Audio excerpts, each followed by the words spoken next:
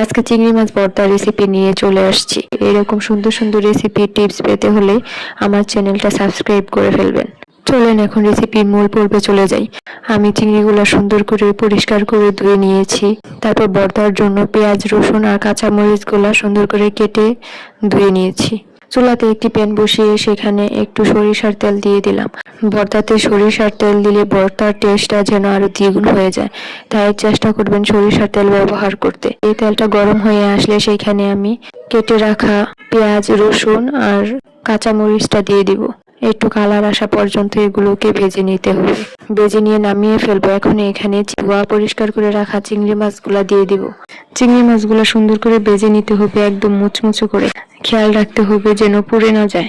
বারবার নাড়াচাড়া দিয়ে দিতে হবে আর চুলার আঁচটা মিডিয়ামে রাখতে হবে।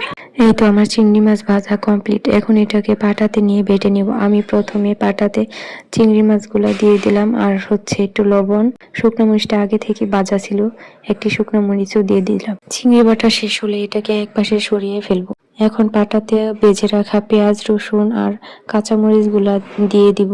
এগুলাকে একটু ভালোভাবে বেটে নিব। বাটা শেষ হলে সেইখানে গুঁড়া করে রাখা চিংড়িটা দিয়ে ভালোভাবে মিশিয়ে নিব। একটু তেল দিয়ে দিলাম।